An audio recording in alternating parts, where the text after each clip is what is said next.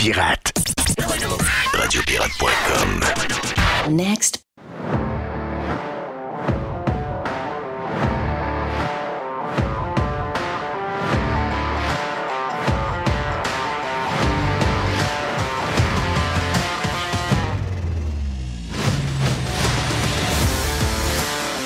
Faut pas oublier qu'on lance le week-end également avec l'aubergiste.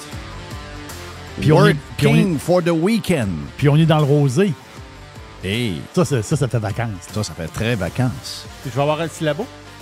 Et un petit labo. Ah oui? Oh oui, je vais avoir un petit labo.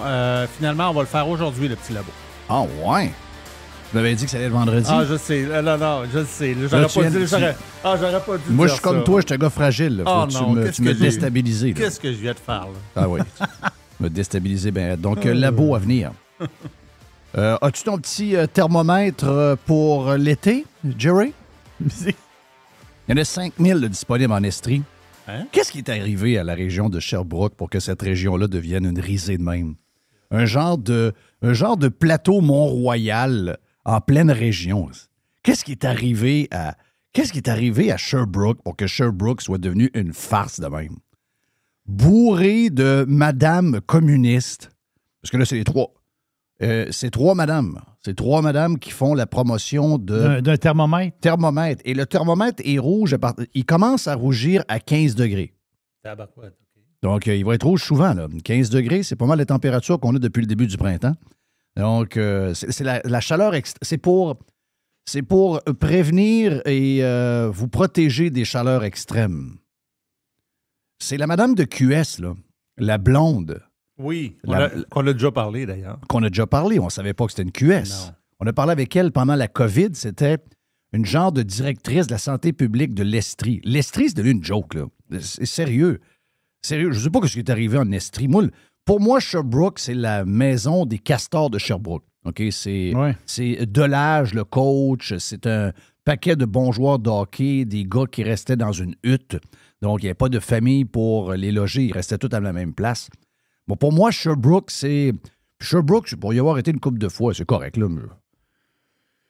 Tu sais, OK, le lac, Manfred Magog, parfait. Le reste, Sherbrooke C'est en beau, tant que tel... le lac Magog, c'est quelque chose. Oui, mais Sherbrooke en tant que tel, j'ai pas trop compris le concept de la ville, là, mais... Comme une ville, ils disent une ville étudiante. ouais.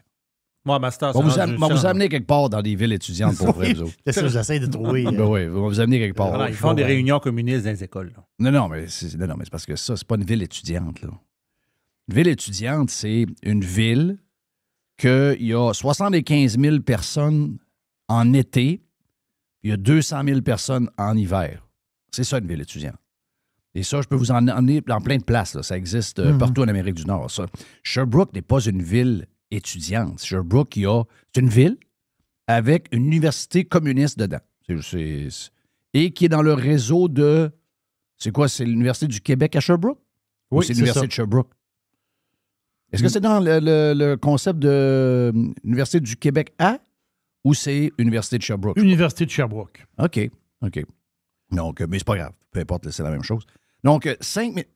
Mais c'est la 6e ville au Québec, Sherbrooke. Mais c'est parce que on a nos téléphones, là. Ah oui. Regarde mon thermomètre, moi, je l'ai dans les mains. Là.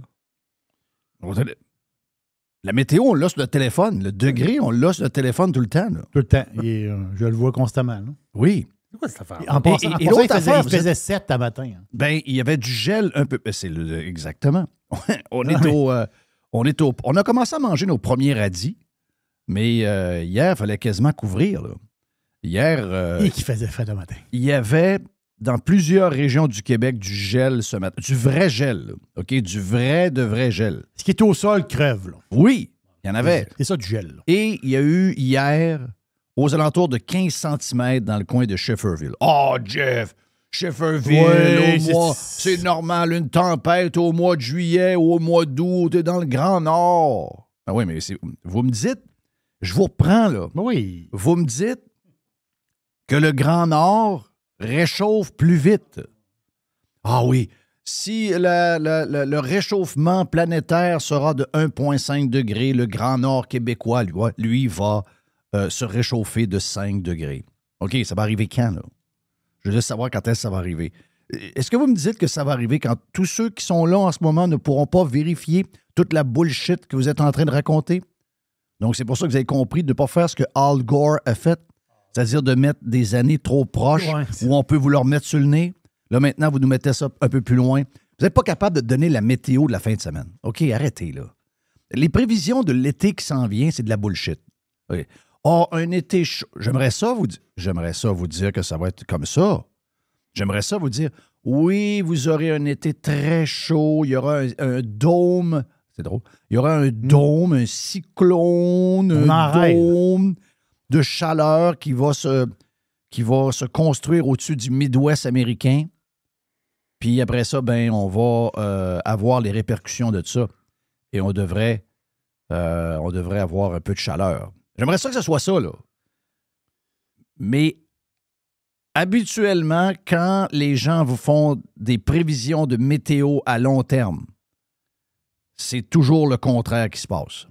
Est-ce qu'il y a quelqu'un qui avait prédit l'hiver, pas de neige et doux? Non. Allez voir les prédictions de l'hiver qui s'en venait l'automne passé ou à la fin de l'été. Vous allez capoter comme ça. Malheureusement, pour l'été, ça risque d'être la même chose. Donc, si on s'attend à un été chaud, comme ils l'ont dit, il y a bien des chances que ce soit l'inverse parce que c'est une gang de tout croche qui ne sont pas capables de faire la météo au bout de 5 jours, qui essaient de vous faire croire qu'ils vont savoir quelle météo on aura dans 2 mois. C'est énormément de bullshit. D'ailleurs, si vous voulez avoir plus de précision sur la météo et sur les patterns qui se dessinent, allez suivre notre chum Carlos Ramirez sur X, qui a mis un très bon tweet, entre autres, sur la quantité de glace qui est la même depuis 29 ans. Je ne sais pas dans quel pôle, là, sur le sud, le nord, mais c'est exactement la même quantité de glace qu'il y a 29 ans. Donc, toute la marde qu'on vous raconte là-dessus. Mais sérieux, là. Sérieux. D'abord, juste vous dire qu'hier, Hier, il y a des gens, hier ou avant-hier, il y a des médias qui ont pris la nouvelle. Record de chaleur à New Delhi. C'est du jamais vu, 51 degrés Celsius. Ça a été arrangé hier, OK? C'est un sensor défectueux. Il n'a jamais fait 51 degrés. Donc, désolé pour les anxieux climatiques, mais il n'y a jamais eu de 51 degrés. Mais ce que je veux vous dire, c'est que il y a des endroits dans le monde où il fait chaud pour vrai, là. OK? Il y a des endroits où il fait chaud pour vrai. Je reçois mes patentes de météo. La Floride est en plein été très tôt cette année. C'est vrai. Donc, ça, on va le dire. Donc, hier, ma fille parle avec sa chum et dans l'auto, c'est marqué 100 dans son dash de char. OK? Donc, c'est 1000. On est encore en mai. Habituellement, des températures plus de juillet, août. Parfait. OK, ça, on vous le donne. Peut-être que l'Ouest est plus froid. En ce moment, l'Ouest semble plus froid un petit peu. Mais ça va venir. Donc, il va faire 42 à Vegas. Il va faire 42 à Palm Desert. Il va faire 42 quelque part au Mexique. Il va faire 41 degrés à New Delhi. Il va faire 34 degrés dans ta place où tu vas aller prendre tes vacances, Jerry. Il va faire probablement plus chaud qu'à la normale à un moment donné, quelque part. Soit en Italie, soit en Grèce, soit en Grande-Bretagne, même en Grande-Bretagne, où il rêve qu'il fasse 20 degrés. Oui, ça se peut qu'à un moment donné, il y ait 25 degrés. Mais j'ai jamais vu ça. Des journalistes étaient à l'affût de la place où il fait chaud. Il faut trouver la place où il fait chaud aujourd'hui. Jamais ils vont trouver la place où il fait froid.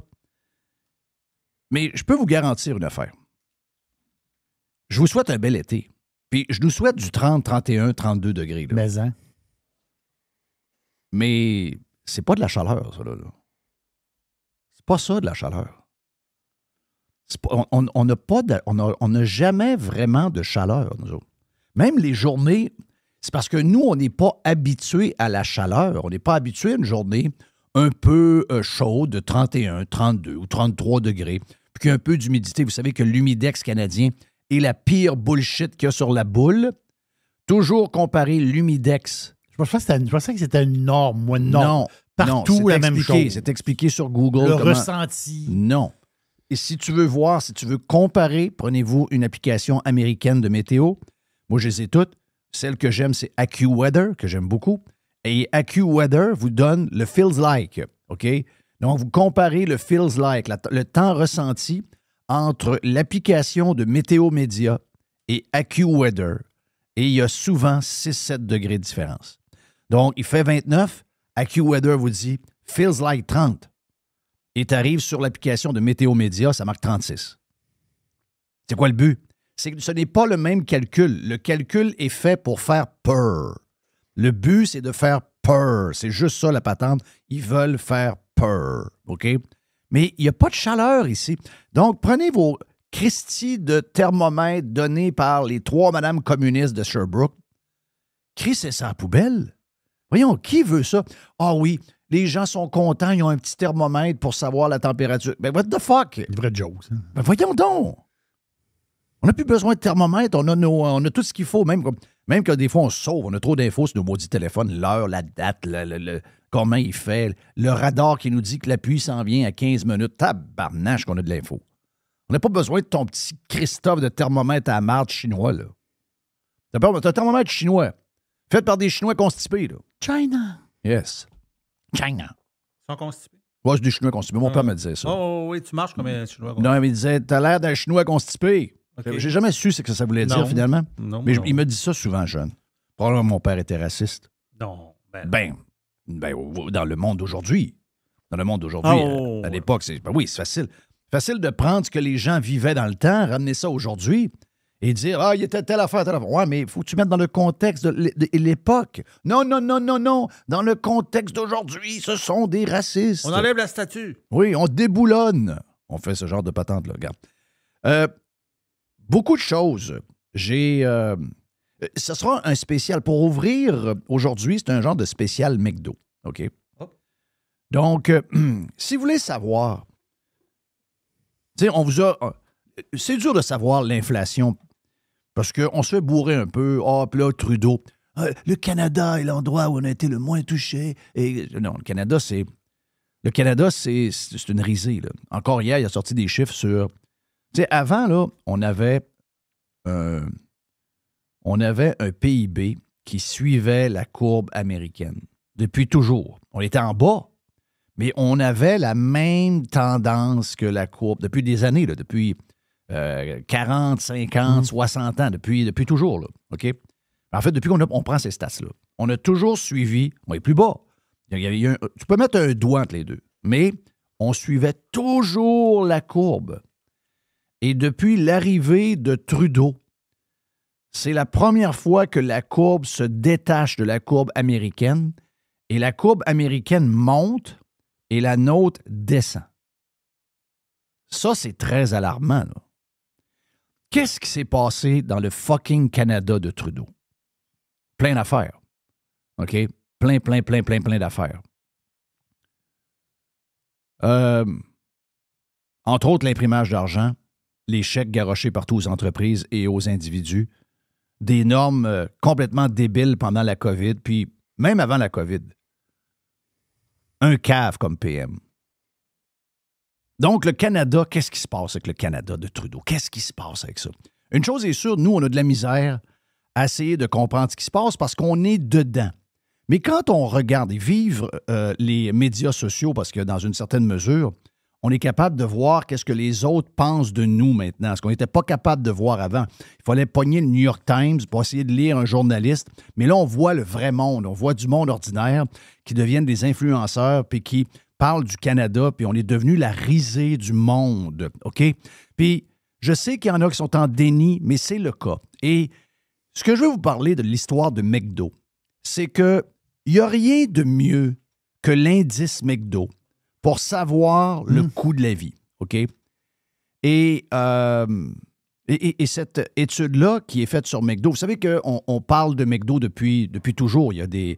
Si vous voulez savoir quel genre d'économie vous avoir, on prend le prix d'un trio McDo, on le compare aux moyennes des salaires, puis on essaie de voir si ce pays-là est un pays dispendieux ou un pays où ça ne coûte pas trop cher vivre. On fait ça depuis que je suis tout jeune.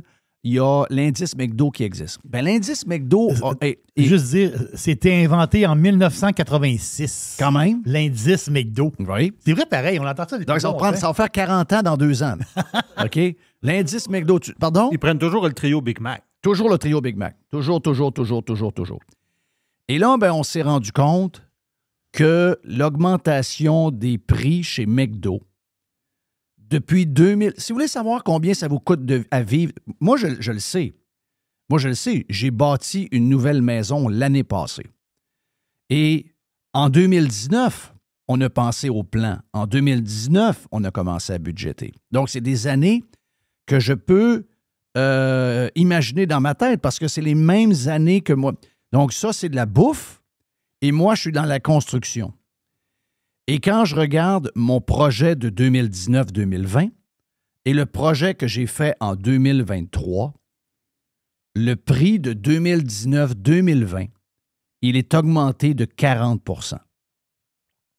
Donc, si on vous dit, l'année passée, le coût de la vie a augmenté de 7,9 %. Ensuite, l'année d'après, c'est 6,8 %. Là, finalement, on dit, dans les dernières années, le coût de la vie au total, là, dans les 3 dernières années, a augmenté de 21 %. Mais vous allez voir qu'on va arriver pas mal à 40. Parce qu'on a analysé les prix de McDo en 2019 et on les compare. C'est sûr que dans ce temps-là, ils s'en vont un peu partout. Ils vont aller au Canada, ils vont aller dans plusieurs États américains. Vous savez que si vous allez à New York, le trio Big Mac est beaucoup plus cher que si vous allez en Virginie. Il est beaucoup plus cher en Californie qu'il va l'être dans le Midwest, etc., etc. Mais on fait une liste de tous les prix qu'on avait en 2019, peu importe où on est, et on le compare avec les prix d'aujourd'hui. Eh bien, McDo, c'est 40 %. Hein? C'est 40 %. Okay, c'est vraiment 40 %. J'ai vu des graphiques dernièrement qui étaient plus ou moins vrais. J'allais vérifier sur les applications. J'ai les deux. J'ai un compte US sur mon téléphone, sur mon iPhone, ce qui me permet d'avoir les applications américaines. Puis, donc, j'ai les deux applications de McDo. Je peux comparer les prix en changeant la place du restaurant. Puis, des fois, il y a des graphiques que je voyais, je me disais, ça, c'est exagéré un peu. Mais ça, cette étude-là, elle est vraie. C'est le coût de la vie, la folie COVID, c'est 40 %. OK? C'est carrément ça, 40 %. Et pourquoi je vous parle de ça, c'est que hier, est-ce que tu connais la belle Emma? Hématome? Oui. Oui. La belle Emma. On adore Emma. Elle est belle, elle est cute. Elle a des belles faufounes. On adore Emma. Et Emma Tone a mis une vidéo d'une femme qui est à l'épicerie et qui se rend compte live, que le fromage vient de perdre 20 grammes.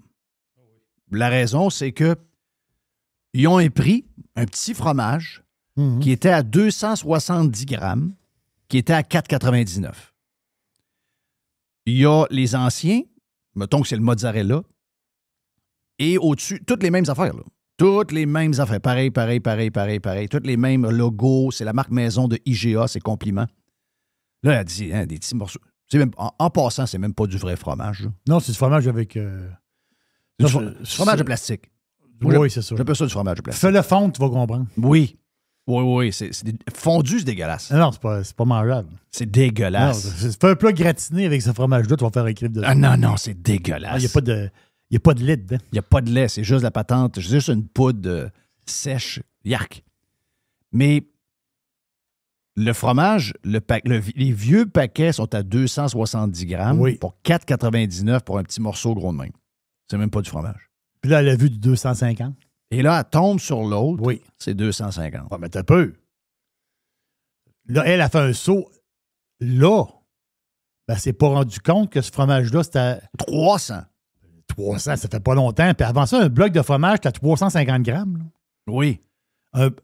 Un bloc de fromage normal, c'est 350 grammes. Est-ce que je rêve? Ça, je peux te le dire, là. Est-ce que je rêve, mais il y en avait de 400? Ben oui. Au début, moi, mon beau-père, là, quand j'ai commencé à sortir avec ma blonde, mon beau-père, parce que je passais dans ce coin-là le soir en retournant, le beau-père, il disait, puis il y avait un métro qui fermait à 11 h. Il m'appelait. Il dit, tu vas avoir le temps de passer chez le métro? Je dis, oui, mais je vais essayer un peu, je vais arrêter. Achète-moi un pain, une pinte de lait puis une livre de fromage. Oui. Une livre.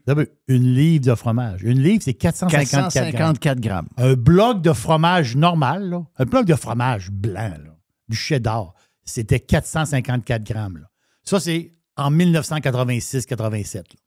Il n'y a pas de bloc en bas de ça. Là. Un bloc de fromage normal, comme on le connaît. Mais là. ça, là, tu parles par contre de vrai fromage. Ah non, du vrai fromage. Là. Fromage Bergeron. Oui, fromage, ça, c'est du vrai fromage. Voilà, ça, c'est du vrai fromage. Fait avec du vrai lait, brossé, C'est ça. la patente. Oui. Depuis ce temps-là, ça a baissé à 400. 400 grammes, c'était longtemps. Écoute, je suis dans la bouffe depuis que je suis né. Là. M'en passerait pas ma Non, gang non. de Chris. Moi, la réduflexion, là, je suis un expert de ça. Là. Mais il n'y a rien qui m'écœure plus que ça. Ah, moi, je trouve ça crossant. Crosseur, ça n'a aucun Il y a sens. des boîtes de céréales à 275 grammes. Oui, tiennent pas. 275 grammes. Pense à ça, 275 grammes. C'est une demi-boîte. Là. Une boîte normale, avant ça, c'était le double. Là. Demi-boîte, plein prix. Oui. Non, mais le fromage, longtemps, il a collé à 300 grammes. Très longtemps. On en voit encore des blocs à 300 grammes.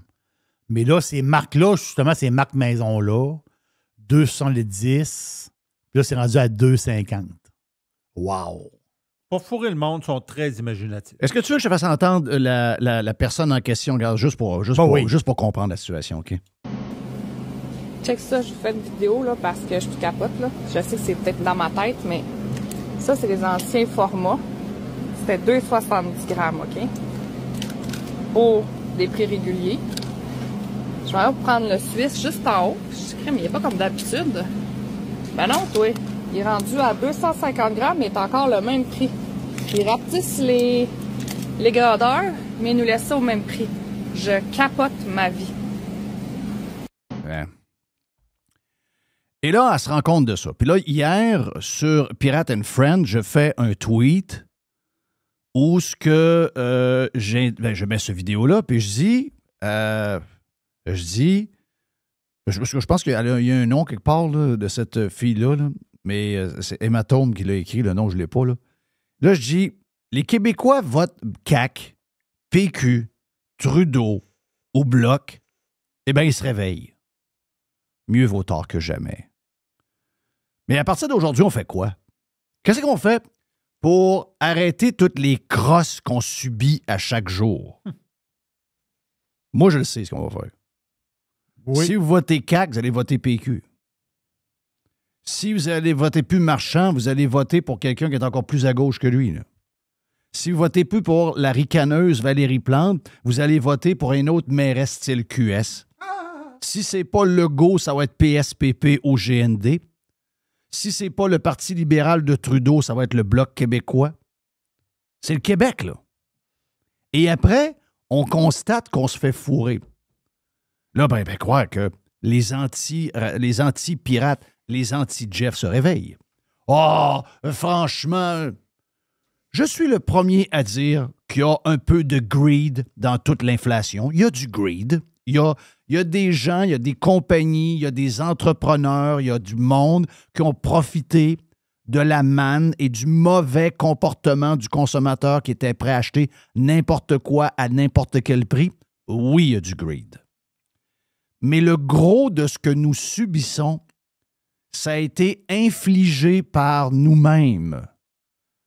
Toutes les règles qu'on demande, les congés pendant la COVID, et il y a aussi une accumulation de choses, de toutes les patentes green, de règles qu'on se donne, etc., qui plaisent à certains, mais qu'on ne s'en rend pas compte. Ça va toucher tout le monde, mais on les tient parce que, mon beau-frère, il a une ferme laitière. OK? Donc, dans ce temps-là, c'est jamais populaire de dire la gestion de l'offre, le lait et le fromage au Québec, dans l'épicerie, c'est 500 $ de plus pour une famille qu'ailleurs. Ouais, mais ailleurs... Non, c'est 500 $ de plus dans le budget. C'est correct, on va le laisser de même. Le sirop d'érable qui devait disparaître avec les changements climatiques, on a une année record en passant, c'est ce qui a été confirmé hier. Oui. Depuis 2 ans, on vous dit « Ouais, l'industrie des sirops d'érable est vraiment en danger avec les changements climatiques. » Oui, le sirop d'érable est en péril. Saison record en 2024, gang de cave.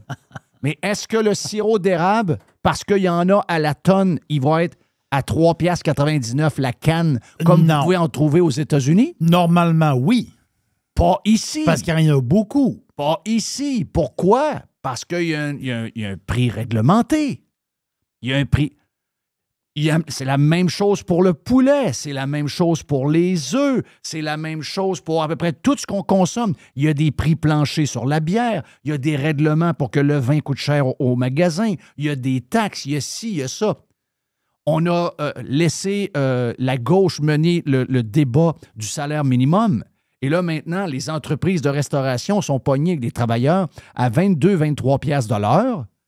Et sont obligés d'augmenter leur prix, puis ils se font écœurer comme de quoi que ce sont des bandits, mais ils ne font pas plus d'argent qu'ils en faisaient avant. Donc, c'est toutes les règles. C'est imposé par notre modèle, c'est imposé par nos incompétents de politiciens, c'est imposé par nous-mêmes avec nos choix politiques. Arrêtez de penser que ça vient de l'autre bout du monde, que c'est de la faute d'Israël, puis que c'est de la faute des compagnies en bourse, puis que c'est de la faute du capitalisme. Ce que nous vivons, Charbonneau, d'après moi, c'est pas un des nôtres, là. C'est ça son nom, le food professor? Oui, c'est le food, c'est ça. Ouais, quand on regarde les derniers mois d'inflation dans la bouffe qui monte le plus, puis qu'on a de la misère à se payer, c'est de la bouffe qui est gérée par la gestion de l'offre. Je le sais qu'on a des pirates qui sont là-dedans. Je sais, je vous adore. Je vous adore. J'ai le plus grand respect pour les gens qui travaillent les deux mains dans la terre. Vous travaillez comme personne travaille. J'ai une admiration sans borne pour les fermiers. C'est Charlebois, son nom. C'est le vent. J'ai dit quoi? J'ai dit Charlevoix? Non, c'est Charlebois. OK, c'est comme un chanteur. Comme Bob. C'est comme Bob. Comme Bob Charlebois. Donc, le food professor. Eh bien, oui. Ça a l'air qu'ils sont pauvres. Ça a l'air qu'ils sont en train de crever, mais pour une raison que je ne comprends pas, ils veulent garder le même modèle qui appauvrit les fermiers et qui appauvrit le consommateur. Moi, quand les deux sont touchés, ouais, mais dans le milieu, c'est le transformateur qui fait le cash. I don't fucking care. Est-ce qu'on peut faire de quoi pour mettre une vraie guerre commerciale? Ouvrez frontière. Ouvrez frontière entre tout le monde. Ah ouais, ouvrez ça. Ouvrez ça qu'on se batte. D'abord, on va gagner. On est bon. Mais dans le carcan actuel, on ne peut que perdre. Mais quand tu parles de ça, même, je sais qu'à travers les pirates, il y a des fermiers dans les fermes laitières qui sont d'accord avec moi. Mais la majorité ne sont pas d'accord avec moi. Le modèle est bon. Mais le modèle, il est bon rien. Regardez vos ventes de lait. Regardez les ventes avec les années. Ça ne va pas du tout. Et les prix qui montent encore plus que l'inflation, ce sont toute la patente qui est reliée au système de l'offre et tout ce qui est géré par le gouvernement. C'est infligé par nous-mêmes ce qui se passe. C'est ça que je veux vous dire. La gauche ne veut pas comprendre. Quelques pirates impliqués là-dedans ont de la misère à comprendre parce que quand ça touche, c'est normal, quand ça nous touche, on vient comme dans l'autre gang pour 5 minutes. OK? C'est normal. Mais c'est ça qui se passe. C'est quoi ça, la photo que je te montre là? Sirop d'érable original. Sirop de table original. Ah, voilà. Du sirop de table original. La marque Maison. Choix du président. C'est 3,99 pour 750 millilitres. Oui. C'est 4 piastres. Mais c'est la moitié du prix du sirop d'érable. Quelqu'un qui est pauvre puis qui se fait des petites crêpes. Ben, il prend du sirop de table. Il prend pas du sirop d'érable. Qui est du sirop de marde, là. Les calife. Pensez-vous que les Espagnols boivent du vin français? Ben non. Mais non, tout le monde devrait avoir le moyen au Québec d'avoir du sirop d'érable. Pourquoi? Incluant les pauvres. Là. Je dis pas qu'ils ne se payent pas une bouteille de champagne de temps en temps, mais quand tu arrives à la tablette, tu as un bon vin à 3 €. Ben oui. Pourquoi? Parce que Christophe, ils en produisent eux autres mêmes. Non. On devrait avoir le fromage en crotte le moins cher au monde. Ben voyons donc. On devrait avoir le lait le moins cher au monde. Oui, on devrait avoir le sirop d'érable le moins cher au monde. Ontario, Québec, ça devrait être la place où il y a le comme tu dis, fromage, lait, tous les dérivés du lait, les affaires, les feta, les patentes. La gauche est drôle. Je ne sais pas pourquoi ils viennent insulter. On attaque le modèle, ça les touche en dedans. Hey, un petit plat de feta, c'est rendu 5 piastres et quelques 6 piastres. Un tout petit plat de feta. T'as de la misère à faire une salade. Pourtant, la gauche aime les distilleries. Les distilleries sont en train de fermer une après l'autre à cause de votre modèle. Il va en rester 10 dans la province. Incroyable. OK, ben tiens, on vient d'ouvrir avec Radio Pirate Live. Et pour la gang du Prime également, ça lance le jeudi officiellement. Et c'est là qu'on lance le week-end. Thanks for listening to Radiopirate.com.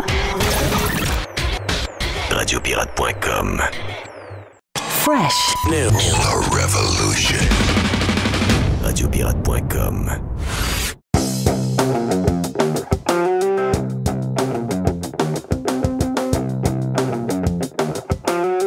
On est avec Gilles Parent parce que c'est jeudi et on est à quelques minutes de lancer le week-end avec l'aubergiste. J'en parle un peu, je m'excuse, Jeff. Parce que en retard? Il y a des travailleurs dehors, puis quand ils m'ont vu arriver, ils disaient, hey, Gilles, viens ici, faut que tu nous aides. Tu placer les choses comme il faut. Oui, t'es un gars de terrassement. Complètement. Puis là, il dit, veux-tu embarquer sur la machine? Puis ça, je dis, ouais, brisé. Fait que je serais allé à tabarouette, m'a dit. Pour la briser. Oh, mais t'es un gars de 4 roues, oui, de machine de même. 4 roues, side by side, on est là-dedans. Là. Et moto, évidemment, puis scooter. Le monde rit. Ah, moto. J'ai dit, moi, je fais 80% du temps du scooter parce que je suis en ville. Ben, pratique. Tu parques ça en 2 chars, tu parques ça sur le trottoir, sur le bar. Jamais eu de ticket. Faut pas que tu déranges. Fait que c'est plus simple. C'est rapide, c'est simple. Puis juste le casse, bang, c'est vraiment, vraiment pratique. Moi, tu me demandes, tu as 2 choix, là, OK? Tu t'en vas à Price is Right, puis Bob Barker dit It's a new. Là, je choisis mon prix. Scooter, tu parles? Tu mets une pelle mécanique ou une moto ou un scooter, puis je prends pelle mécanique. OK. Tu connais un marque aussi? Non, mais moi, je prends pelle mécanique pour.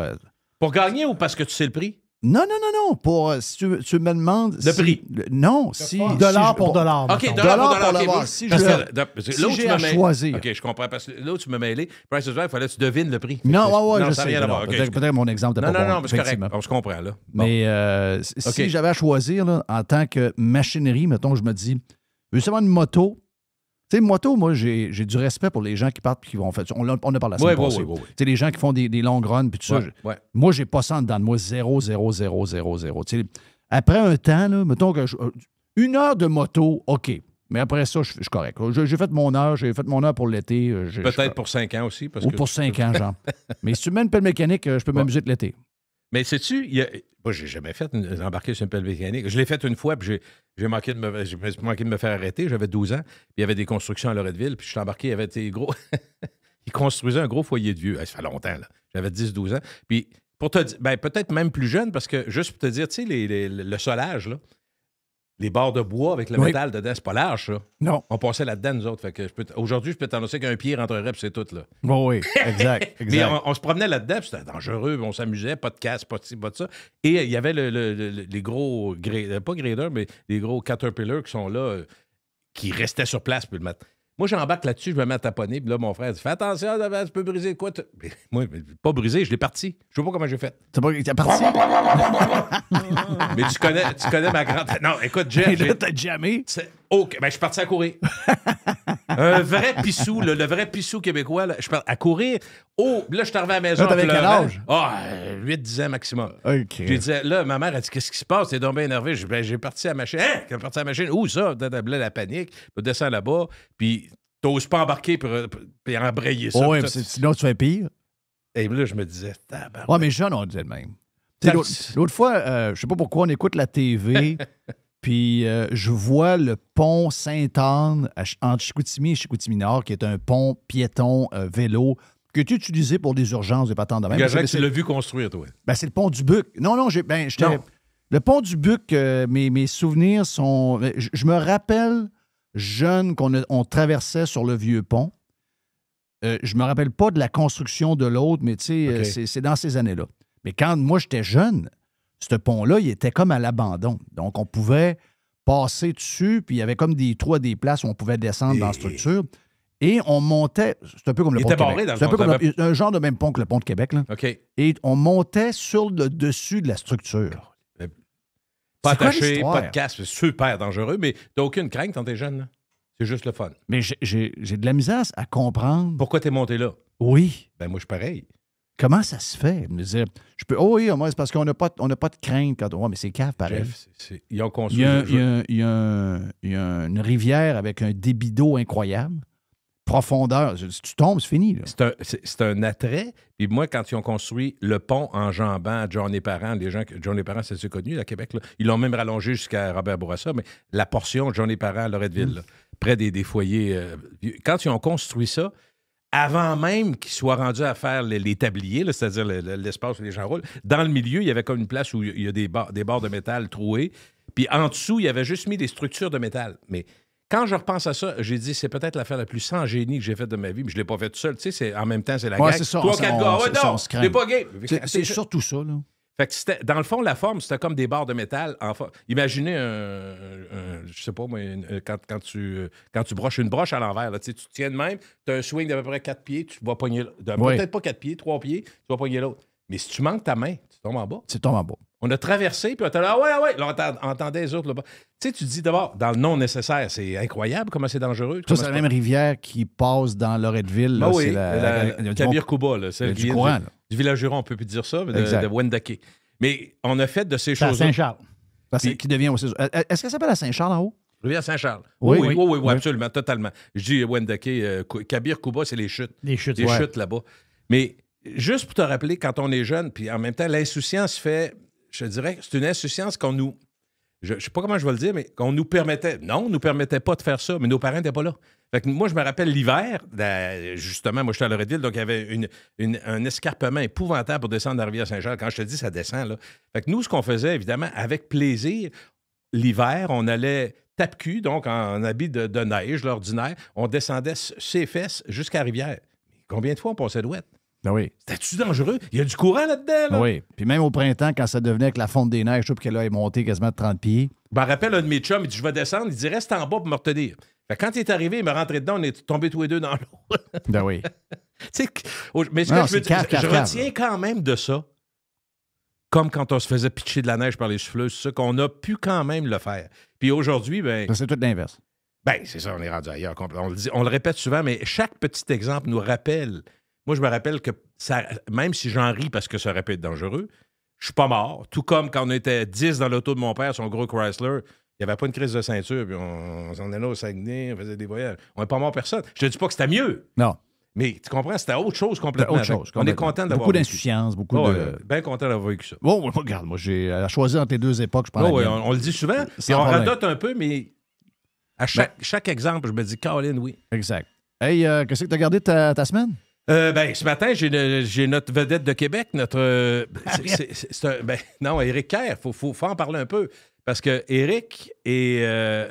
tu sais, je ne sais pas comment dire ça. Entre autres, je suis content d'en parler ici à Radio Pirate, parce qu'on en a parlé à Choix à l'époque. Vous n'avez parlé bien plus que moi. Éric Kerr s'est bien servi, puis il nous a bien servi à la radio parce qu'il a été, tu sais, quand l'ADQ, la patente, quand le mouvement est arrivé, c'est un gars qui était souvent là pour jaser. Il aimait beaucoup le micro, là, il aimait ça. Oui. C'est un gars qui aurait aimé ça faire de la radio, je pense. Donc, il prenait toutes les invitations. Il est venu souvent à Radio Pirate. Mais lui, il est sur le banc de punition. Tu as compris que malgré tout ce qu'on dit, il n'est plus bien front. Rarement, il répond aux questions. C'est surprenant qu'ils soient encore là. Ben ça, c'est la question. Mais sais-tu quoi? J'ai su, mes informateurs, non, je ne bullshitterai pas personne, non, mais je connais du monde, évidemment, soit du côté des médias, ou soit du côté des politiciens ou des apparatchiks, ceux qui sont autour des politiciens en tabarouette. Et comme par hasard, on en parlait, je pense, la semaine dernière, beaucoup de ces apparatchiks, les gens qui entourent les ministres ou les sous-ministres, ceux qui sont aux relations de presse et autres, il y a beaucoup de gens là-dedans qu'on connaît parce que c'est du monde de notre milieu souvent. Mais ils me disent que là, ça grogne pas mal, puis il y a beaucoup de gens qui commencent à dire remaniement, on aimerait ça, Puis quand ils disent, j'écoutais Véronique Prince en parler, avec un sourire, puis même Patrice Roy, elle dit, on dirait que vous parlez d'Éric Kerr. Elle dit vraiment, là, ça chiale, puis on dit, moi, je pourrais faire mieux que lui, puis c'était toujours lui. Fait qu'on savait que c'était pas une femme, c'était un homme, puis ça n'a pas de bon sens qu'il le garde avec tout ça. On sentait que c'était lui. Mais... il est encore là. Mais oui, il est encore là. Il est éternel. Mais c'est très mystérieux. Ça fait 17 ans qu'il est élu, lui. Quand je vais tomber dans mon côté... Lui, a sa pension, c'est sûr, sûr. Il a 17 ans. Mais soyons complotistes un peu. Là. C'est clair que ce gars-là a quelque chose. Là. Il y a de quoi. Là. C'est pas normal qu'il reste là avec tout. Non. Non, mais avec l'inefficacité qu'il a démontré. D'abord, la chose publique, là, c'est public. Il y a encore un 50 millions matin. Là? 50 millions matin de mal utilisés puis qui n'a pas servi. Mais si on additionne... Il faut faire attention, là, parce que je te l'ai déjà fait la démonstration ici en remontant dans le temps. C'est pas juste lui. Avant lui aussi, il y a eu des ratés, là. Mais lui, sa feuille de route, c'est assez impressionnant, dans le sens négatif. Et, tu sais, moi, ça me tente parce qu'il y a des gens qui vont « Ah, mais l'informatique, c'est compliqué. » T'as peu. Là, il y a un ministre. Il y a plein de gens qui travaillent autour. La job du ministre, s'il n'est pas excellent en informatique, ce que je doute pas. J'imagine qu'il n'est pas très bon en informatique. Il peut par contre être un excellent gestionnaire, Jeff. Il peut vraiment... Mettons que le gars, la job d'un ministre, c'est d'avoir une bonne équipe, que les gens donnent le maximum. Mais la réalité, il ne peut pas être là. Non, ce genre de projet-là qui coûte très, très, très cher, regarde, les gens qui disent ça, là, ouais, c'est de l'informatique. C'est dur, c'est compliqué. C'est dur, c'est si... Non. Ouais, voyons. Si, mettons, ça, ce que ça veut dire, c'est si le gouvernement, mettons, gère Uber, il n'y a pas d'Uber. Vous connaissez pas Uber. Uber n'existe pas. On ne peut pas dire, ça serait plate. Non, ça serait même pas plate. Vous n'auriez pas connu Uber. On aurait su qu'il y a un genre de plan de faire une application pour relier tout le monde pour les transports, mais on ne sait pas. Donc, ça n'existe pas. Facebook n'existe pas. Google n'existe pas. Non. Pourtant, c'est pas si complexe que ça. Là. Je veux dire, ils ont monté quelque chose d'extraordinaire, mais ils l'ont fait, puis ça fait longtemps qu'ils le font. Là. Je veux dire, ça n'a pas été inventé par des extraterrestres. N'importe quoi. N'importe quel projet qu'on a Netflix, Spotify, les défis de Spotify. Ouais. Tu sais, je paye sur le piton, ça part. Méchant défi, c'est là. Oui. Toute la banque de je ne sais pas combien de centaines de millions de tonnes, boum, à part. Ça part sans délai. Là. Oui, le 45 tours se met tout de suite sur le tourne-disque, puis le diamant tombe dessus. Là. Boum. Ça a l'air niaiseux, mais c'est tout un défi. Mais ça, tu donnes ça à Eric Kerr, le gouvernement, ça n'arrive jamais. Là. L'affaire, c'est que tu payes sa tourne, ça prend une demi-heure. Là. OK? Mais c'est... Donc, qu'est-ce qu'il y a? C'est que moi, je pense, OK, ça c'est mon feeling, c'est que c'est tellement devenu important l'informatique et toutes les histoires de code puis de programmation, de choses qu'on fait, que ça ne peut pas être un élu qui est à la tête de ça. Je comprends. Ouais. Faut que ce soit quelqu'un qui a été dans ce domaine-là, qui est un Top Gun. Peux-tu me permettre? Ouais, mais je vais me permettre de faire une petite parenthèse. Tu n'es pas obligé d'être d'accord avec moi. Moi, je considère, pour les avoir vus depuis 25 ans, qu'un des meilleurs ministres de la Santé, c'est quand même le ministre actuel au Québec. Puis c'est pas un gars de santé, puis c'est pas un médecin. Mais c'est un bon comment? Non, je trouve que c'est un bon gestionnaire, moi. Comment?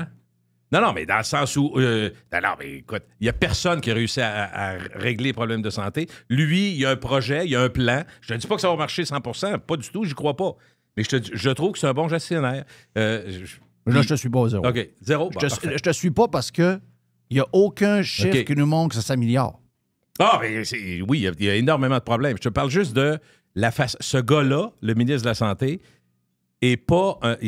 as-tu un ministre de la Santé qui t'a impressionné? Mettons, non. Partons de ça. Non, moi, j'ai trouvé... mais lui, j'ai donné... Parce que c'était un gars qui était, avant la Caisse de dépôt, il a été dans plusieurs entreprises qui allaient... Je ne dis pas que c'était en support de la faillite, mais c'était un redresseur d'entreprise. Puis c'est pas un cave, OK? Ben, c'est sûr que c'est un gars intelligent. Là. Mais il y a un gros défaut. Il pense de sauver quelque chose qui n'est pas sauvable. C'est pas, le système actuel n'est pas sauvable.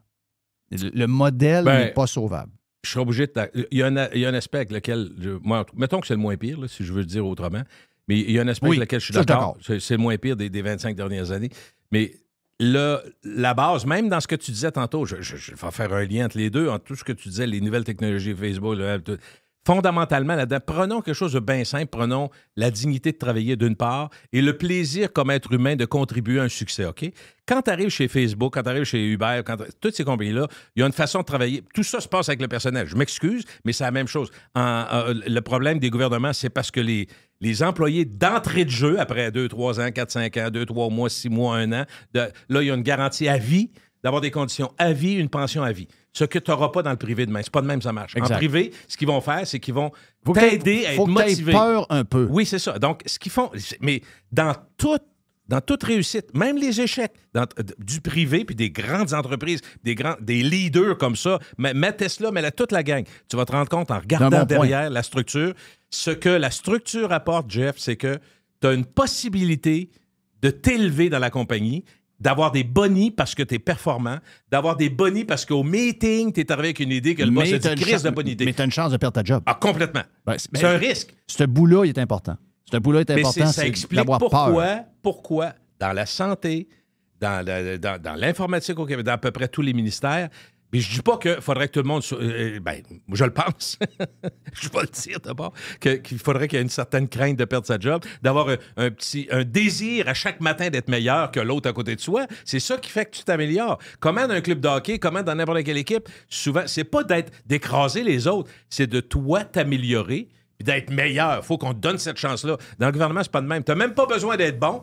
Tu vas avoir, ton fonds de pension. Les syndicats vont arriver là, vont te défendre. Si tu fais une coche mal taillée, à moins de tuer quelqu'un, on va te défendre les yeux fermés tout le temps. Fait que, tu sais, c'est ça, ce coussin-là fait mais que mon t'as point pas le goût sur d'être bon. l'informatique, sur tous les développements de projets informatiques, c'est que c'est qu'à un moment donné, il faut que tu aies quelqu'un qui call bullshit.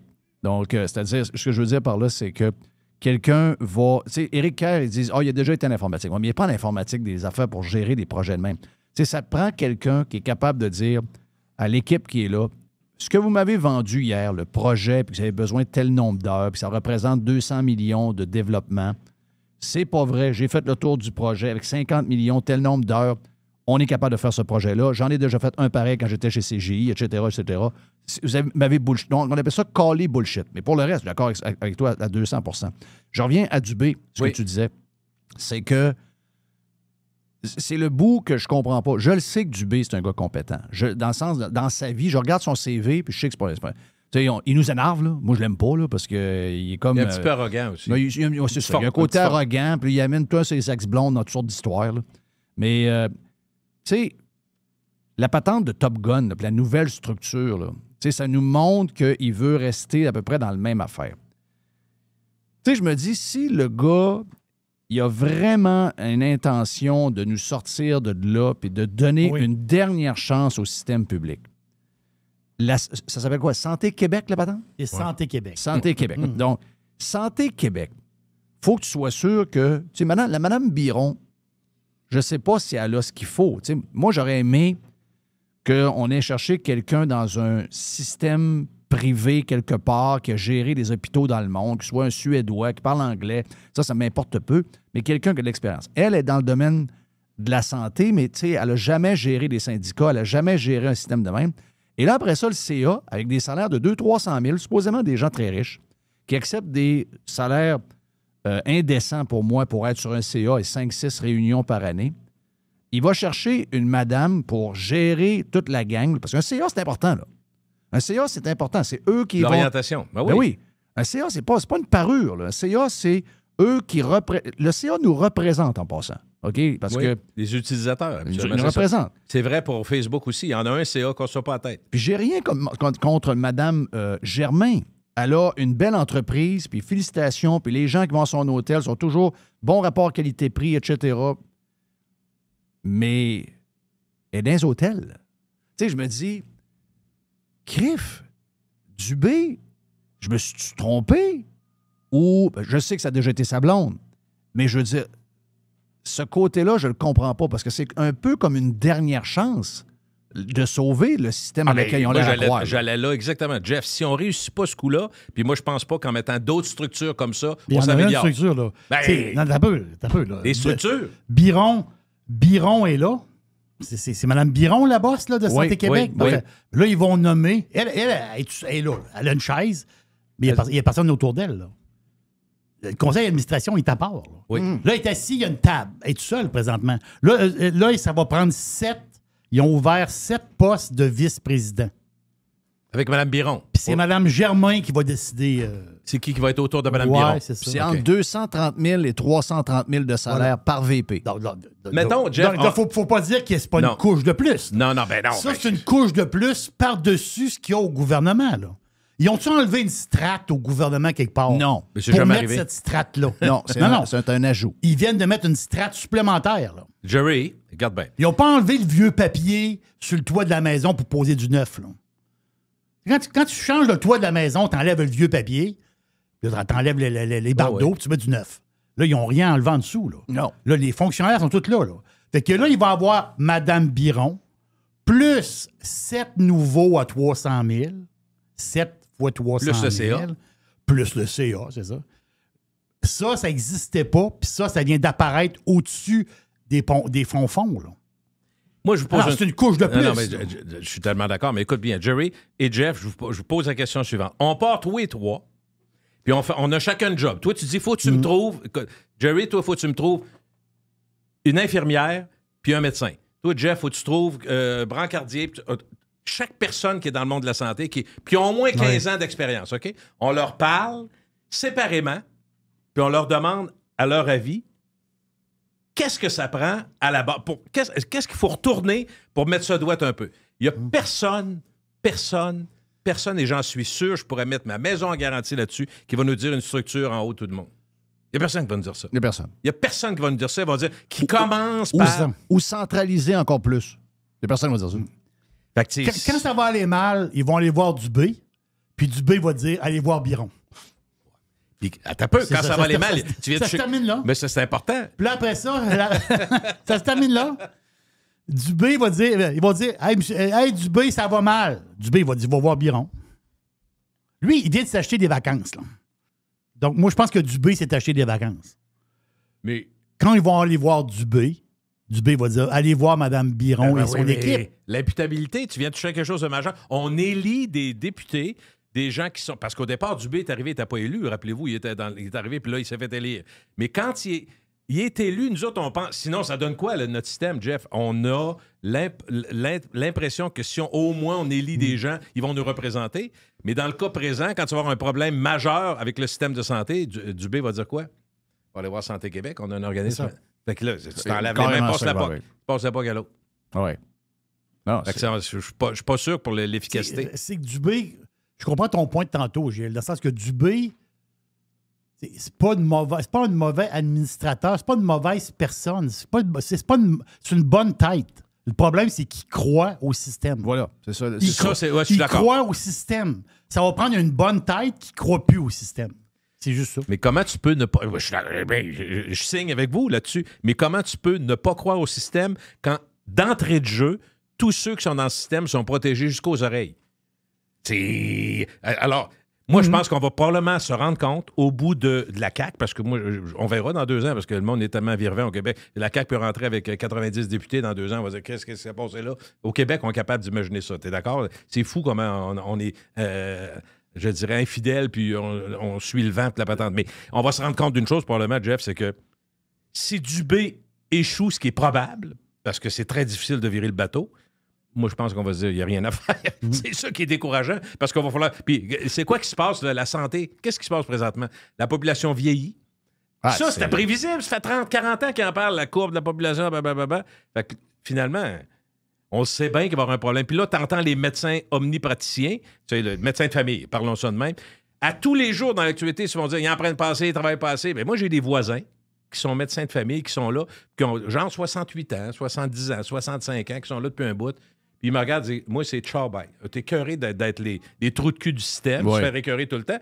Puis tu vas me dire, il pourrait continuer. Bien, il y en a qui aiment vraiment ça. Le gars dont je parle, qui est dans ma rue, je te le dis, Jeff, là, il adore ça. Il va voir son monde. Puis puis on connaît des médecins qui sont... Il y a des spécialistes aussi qui ont arrêté mais Jeff, sauf qu'ils disent, ils nous écœurent tellement, puis on gagne trop cher, on n'en prend pas assez, on est ci, on est ça. Puis tu sais, fait qu'en même temps, tu vois-tu, il y a des velléités, il y a des récriminations des médecins, des employés, mais derrière ça, les employés du secteur public et parapublic sont tellement bien protégés que tu peux pas aller chercher plus de dynamisme. C'est ça, je veux dire. Ça prend du dynamisme d'une entreprise. Il faut que tu aies le goût d'en faire plus. Tu n'as pas besoin d'en faire plus. Mais on est dans un timing extraordinaire. Tu sais, mettons qu'on fait comme partout ailleurs. Parce que je sais que tous les chroniqueurs, les influenceurs dans les médias traditionnels, ils sont contre le mélange public-privé. Ah oui, c'est... Ça, mais ça, là, c'est de ça que les politiciens ont peur. Ils ont peur des chroniques. Parce qu'eux autres sont encore branchés sur les vieux médias. Leur image. Exact. Tout le temps. Mais on le sait, c'est quoi? Les pays socialistes, on va le dire encore, les pays socialistes d'Europe, les vieux pays qu'on aime visiter, c'est tout un mélange de public-privé. Les pays scandinaves qu'on aime, pas pendant la COVID, pour la Suède, mais pour le reste du temps. Ils sont souvent innovateurs. Ils ont un tramway, ils ont telle affaire, ils ont des métros, ils sont green, ils ont des vélos. OK, parfait. Mais pourquoi vous ne parlez jamais de leur système de santé? Ah, c'est comme un tabou. Alors que là, on a une pénurie de main-d'œuvre dans le réseau public. Le réseau public est tout croche. On pourrait s'asseoir avec les Cleveland de ce monde, les Cleveland Clinics, puis d'autres compagnies en Europe qui le font.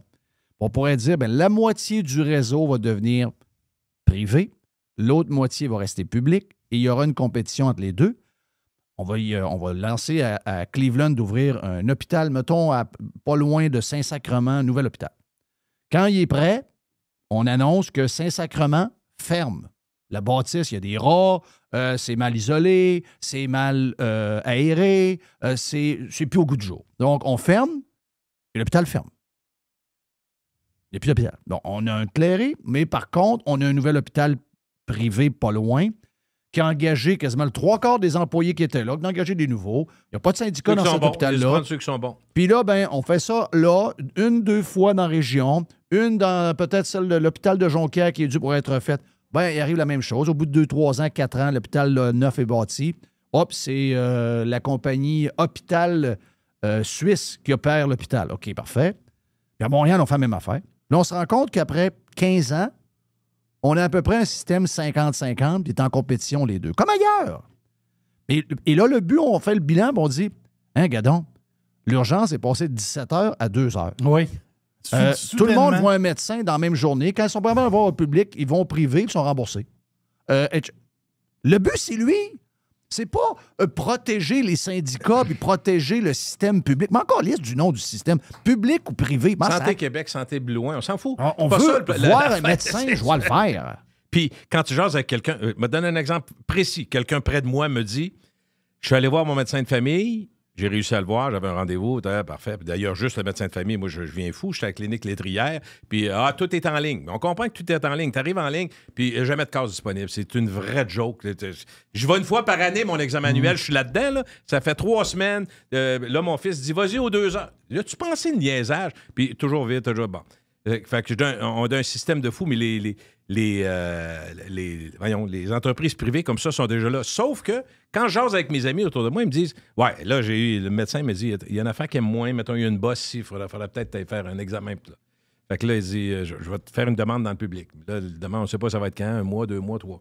Toi, tu as une bosse, tu penses que c'est un cancer dans le vas-tu attendre 3 mois? Mais non. Tu t'en vas à la clinique Saint-Louis, tu t'en vas à la clinique ci, clinique... Il y en a plein à Québec, là, des cliniques privées. Et là, tu arrives là, puis tu te rends compte en jasant. Ça, c'était intéressant en tabarouette. Celui qui était au hall, pas au hall de Sainte-Foy, excuse-moi, entre Place Sainte-Foy et Place Laurier. Place la Cité. Place de la Cité. Place de la Cité, il y en a une grosse clinique qui est là. La santé, c'est quoi la clinique, le nom de la santé? Non, c'est une très grosse. Cité de la santé. Oui, puis t'as des salles d'opération, puis tout. Ben oui. Mais eux autres, là, tu sais qui leurs clients principaux? Gouvernement. Ben oui. Il y a de l'hypocrisie dans l'air. Moi, je t'écoute parler du privé. Dans la vraie vie, tu sais qu'il y en a plein d'autres. Ça existe, mais il ne faut pas en parler parce que c'est mal vu. Puis à RDI, tu vas te faire ramasser. Puis dans le journal aussi. C'est parce que si on dit trop fort que ça marche, on va dire ouvrez les valves puis commencez à le faire 50-50. La cité médicale. Bon, puis quand les gens y vont, mettons, pour une hanche, pour des fois les yeux, puis tout ça, ils vont revenir là, ils vont dire, hey, je suis rentré là, c'est climatisé, j'ai été reçu, j'ai pas attendu, belle salle propre. C'est ça que tout le monde dit. Oui. Chris, quand tu vas à Saint-Sacrement, t'as les fenêtres, t'as peur de croiser Jacques Cartier, tabarnak. mais le monde est rendu là depuis 25 ans. C'est les journalistes et c'est les politiciens qui sont pas là. Parce le public est prêt, je suis d'accord avec toi. Ils sont pognés par les syndicats, par les chenolles. C'est les syndicats qui mènent. Pas drôle, là. Parce que le public, il veut avoir accès, se faire soigner. Puis en désespoir de cause, pas parce que le monde est millionnaire, là. En désespoir de cause, ils vont payer 400 pour avoir un examen, pour savoir ce qui se passe avec leur corps, parce qu'ils ont une crainte. C'est normal, puis moi, je trouve ça tout à fait premier niveau normal. Fait que, tu sais, dans le fond, l'accès, c'est un problème. Puis tout le monde dit la même affaire. Ah, un coup, t'es rentré dans le système, t'es bien servi. Moi, je suis allé à l'hôpital, ma belle-mère est là, on est, tu sais, tout le monde en vieillissant, des amis. Moi, ça me fait chier d'aller chez Lacroix avec ma gang puis payer des gros montants pour qu'on voit un médecin. Moi, là, avec toutes les rien contre la croix, je sais très bien ce que tu veux dire. Mais avec les impôts que tu payes, tu devrais aller au public en tabarouette. Ben non, mais je devrais être chez la croix. Mais quand, mettons, ça me coûte 300, je devrais être capable au moins de récupérer 200, 250. Oh oui. Dans mon d'impôts, absolument. En me disant, voyons, tu viens de désengorger. Complètement. Ça t'a coûté 100$, mais le reste, on le paye. OK, parfait. Je trouvais ça fair. Mais là, c'est insultant. On paye en double. C'est parce qu'on paye pas. C'est insultant. Gilles Parent, thank you, man. Voilà pour la version live. Mais Gilles est avec nous autres pendant quasiment 1h30 sur la version Prime. Et Christian Rouleau, ex-TQS, et un bon pirate se joint avec nous autres dans les prochains instants. Vous êtes sur Radio Pirate. On vient. Qu'est-ce qu'on a après, Mr. White? On lance le week-end avec l'aubergiste et on a un lab avec Mr. White, le lab de Mr. White. Radio Pirate. Do you like it? Yeah! 100%. Pirate. Every hour. Juste du bon stock. Radio. Get pirate or get out. Hey, l'aubergiste, c'est le week-end!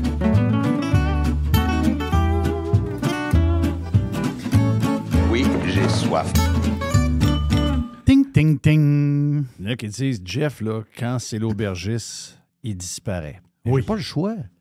On s'en va dans un genre de voyage quasiment voyage. astral. Ah oui, Donc, j'écoute, je suis Oui. comme vous autres, j'écoute, puis je me ramasse à la même place que vous autres, parce qu'on a le meilleur pour mettre des images dans ces histoires de vin, c'est Jerry l'aubergiste. Des fois, c'est plus romantique un peu, puis des fois, c'est plus simple.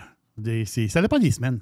Ça dépend des semaines. Mais là, c'est fantastique, Jeff, parce que l'aubergiste est présenté par Maker's Mark, le fameux bourbon whisky américain. Quand tu prends une bouteille, Jeff... Bouteille extraordinaire. Ah. D'abord, en partant, là. En partant, la bouteille, c'est une tradition. Vous le savez, Maker's Mark, c'est quoi? C'est la bouteille, le goulot trempé à la main dans la cire rouge. Là. Ça fait capoter la manière qu'ils font ça. Là. Ils font ça manuellement. Mais on lit sur la bouteille une chose. Ils disent, si vous passez par Loretto au Kentucky, venez nous rencontrer. Ils ont mis le fun, ça. Il invite les gens à venir. Il est écrit sur la bouteille. C'est 6 générations. C'est quelque chose. Il y a une partie de l'histoire des États-Unis quand même dans ce bourbon-là. Donc, ils utilisent du blé rouge d'hiver. C'est ça qui donne le velouté du Maker's Mark. C'est unique, vraiment. Là. C'est bon, ça n'a pas de bon sens. Facile à remarquer, donc c'est la bouteille justement avec la cire rouge. Savourer un whisky du Kentucky, un bourbon, et regarde, un petit feu le soir, tu te fais un petit bourbon tranquille avec ta blonde. C'est extraordinaire. Maker's Mark. Et merci de commanditer l'aubergiste. Tu sais, Un feu au camping? un feu à la maison, un feu au camping. Oh, t'as le droit. Tu sors la petite bouteille, puis tu sors la bouteille, puis tu te prends une glace. Boum, une glace, puis tu te mets un 2 onces, puis garde. Tu sirotes. Tu sirotes tranquillement. C'est bon. Ça n'a pas de sens. On a eu une rencontre pirate au Dixili à Charlesbourg, puis on a eu vraiment beaucoup de plaisir. Et pour les pirates qui étaient partis, parce qu'il était pas mal plus tard dans la soirée, on s'est assis, on l'a jasé. On était avec PL Côté de La Fontaine Vin et Liqueurs. PL, vous le connaissez, les pirates connaissent PL. Et à un moment donné, PL, il dit, ouais, là, il dit, c'est l'heure. Hein? C'est l'heure de quoi? C'est l'heure du rosé. Rosado, comme disent les Espagnols. Le rosé. Le château Trianon, qui est tout à fait extraordinaire. Le château Trianon. Du Trianon, c'est quelque chose. OK? Pas besoin de présentation. Donc, il est où le château Trianon? Il est à Saint-Émilion, à côté de Bordeaux, pas loin, 35 minutes à peine. Grand cru, un grand cru fantastique à base de Merlot, de Cab Franc, de Cab Saut, de Carmenère. C'est un mix fantastique. Vous voulez avoir un vin sublime, Château Trianon? Mais Château Trianon fait du rosé. Hein? Un peu, là. Ils font du rosé.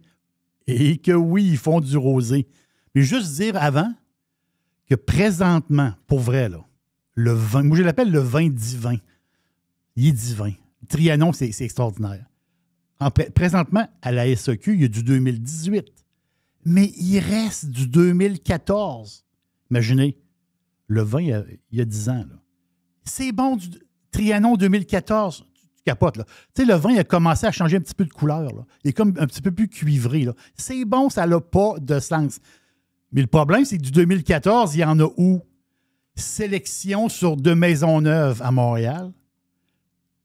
C'est là qu'il y en a. Et aussi, il y a 10 bouteilles Mont-Royal Papineau. Donc, au total, il reste à peu près une quarantaine de bouteilles dans 2 SAQ, mais à Montréal. Vous êtes chanceux, les Montréalais? Vous pouvez aller y chercher. Trianon 2014. Mais j'en reviens au rosé. Rosado. La fin, c'est que Trianon font du vin sur leur terrain à Saint-Émilion. fantastique. Mais le rosé, le rosé, c'est une entente. C'est une entente que le grand boss de Trianon, Dominique Hébrard, que j'ai eu la chance, j'ai eu le bonheur de faire une entrevue avec lui qui a duré 1 heure dans mes podcasts. Dominique Hébrard, il y a tellement d'affaires à raconter, c'est inimaginable. Le gars, il a travaillé aux États-Unis, partout. C'est incroyable. Lui, c'est le grand boss. Il a des amis en Provence. Oh! Et à un moment donné, il a dit, ouais, on va se mettre ensemble et on va vinifier un rosé. Donc, le raisin, il pousse en Provence, pas à Saint-Émilion. Donc, c'est une entente qu'ils ont ensemble. C'est un Côte de Provence particulier. Mais c'est ça qu'on l'a goûté au Dixili ce soir. Et moi, qu'est-ce que j'ai fait? J'ai dit, OK, là, là, on tombe dans quelque chose. C'est du rosé haut de gamme. Je sais que le rosé, c'est convivial, pas trop cher. C'est ça, du rosé, c'est l'été, puis ouvre une autre bouteille, bing bang. Mais là, quand tu touches, quand tu as du rosé haut de gamme, c'est rare qu'on goûte à ça. C'est vraiment, il faut le dire, c'est rare. Puis il n'y en a pas beaucoup à la SEQ du haut de gamme. Mais justement, lui, il n'est pas à SEQ. Je vous explique plus tard. Donc, Grenache, Cinsault, de la Syrah, du Tibouran. Du Tibouran. C'est 4 cépages. Pensez à ça, là. Du rosé bâti avec 4 cépages. C'est pas rien. Tu sais, l'habitude, le rosé, c'est un Grenache ou c'est un Cinsault. Non, lui, c'est Grenache, Cinsault, Syrah. Wow. Tibouran. Wow. Tibouran, c'est un raisin rouge typique de la Côte d'Azur. Côte d'Azur, belle plage, Monokini. C'est là qu'on est, là, OK? Donc, c'est un raisin vraiment particulier, typique de la Provence de la Côte d'Azur. Il y en a du Tibouran dans la bouteille. Son nom au vin, c'est Pavillon de Trianon. Pavillon de Trianon rosé. J'ai lu une critique sur le vin, puis des fois, tu vas fouiner un peu. J'ai lu une critique, puis j'ai adoré la manière qu'ils ont dit ça. Ils disent c'est un rosé parfait avec un équilibre d'amertume. C'est exactement ça. C'est la perfection. Tu bois ça, tu dis OK, 13% alcool, presque pas de sucre. C'est ça, le Pavillon de Trianon rosé qui vient des parcelles de terrain de quartz, juste Saint-Tropez, le village de Saint-Tropez, les plages, les filles à Monokini, juste un petit peu en haut. Tu vois, tu rentres dans les terres juste là, 150 mètres d'altitude, sont là les terrains que le raisin a poussé. C'est tout à fait extraordinaire. Donc, comment s'en procurer? Bien, c'est pas compliqué. la-fontaine.ca. Donc, c'est l'entreprise au Pirate PL. la-fontaine.ca. C'est des caisses de 6 bouteilles. OK? Oh, OK. Il se vend en 6 bouteilles. La caisse, tout inclus, okay? De A à Z, tout inclus, est à 218 $ la caisse. 6 bouteilles, ça revient à 36 et 35 de la bouteille. Là, vous allez me dire, oui, mais Jerry, l'aubergiste, c'est 36 piastres la bouteille. Mais c'est ça le point. C'est du rosé haut de gamme. C'est du rosé que vous allez garder, justement, de côté. Puis pour les belles occasions cet été, tu sors, justement, un pavillon rosé. Et je suis allé aux sources, parce que moi, je veux savoir comment il y a de stock. Et là, l'histoire, c'est que présentement, PL me dit, il me reste, parce que tout s'est effacé. Là. Moi, j'en ai acheté une caisse. Là. J'ai une caisse chez nous. PL me dit, il reste 12 caisses de 6. C'est un peu, là. 12 caisses de 6 seulement. Donc, ça a parti, là. Il reste 12 caisses de 6, 72 bouteilles. C'est ce qui reste de pavillon rosé. Donc, la-fontaine.ca. C'est possible. Je vous le dis, c'est possible. Tu arrives sur le site, tu dis, OK, bien, il n'y en a plus. Bien, il n'y en a plus. Qu'est-ce que vous voulez? Mais vous, là, vous l'entendez là. Vous voulez goûter un rosé tout à fait magique. Vous allez adorer, vraiment, là, adorer ce rosé-là qui, regarde, tu te croirais sur un tapis rouge en Provence, un festival de quelque chose. C'est fantastique. Voilà, on lance. C'est parce qu'on prenait des photos. Oui, je sais. On prenait des photos. On prenait des photos. Vous avec êtes des Christian. selfies? On est ces selfies. Nous autres, on est des. Regarde, moi, j'ai mis mon. C'est des influenceurs. On est des influenceurs. Mais là, on les gâte un peu. Là, je vous l'annonce. Yes, c'est ça que tu attendais. Je vous l'annonce. Le week-end est lancé grâce à l'aubergiste. Je vais le faire.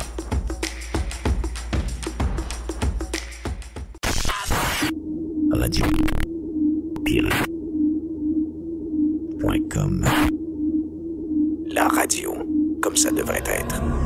RadioPirate.com. Faites partie de l'invasion. JeffFillion.com. Le labo de Mr. White. OK, Mr. White, c'est le temps de comme je te disais tantôt, il faut que tu nous fasses rire. Tu veux rire? Ben, je sais pas. As-tu du stock qui nous fait rire? Gilles Briand. Comment va mon ami Gilles? Il est plus sur X, tu te rappelles? Non, ben, je me suis arrangé de me mettre dehors. OK, c'est toi. Ben oui. Comment ça? C'est à cause de moi. Ah, rien. Ben voyons donc, c'est à cause de moi. Je me rappelais pas de ça. Ben oui, c'est à cause de moi que c'est parti de X. J'ai repris un de ses tweets, puis ça l'a popé comme en fou, puis là, ben, il a décidé de lâcher. Il aime pas beaucoup les petits drapeaux pirates. Non. Puis quand il y avait justement la raison pourquoi il s'est mis dans le trouble, c'est qu'il a pointé les pirates. Oui, oui.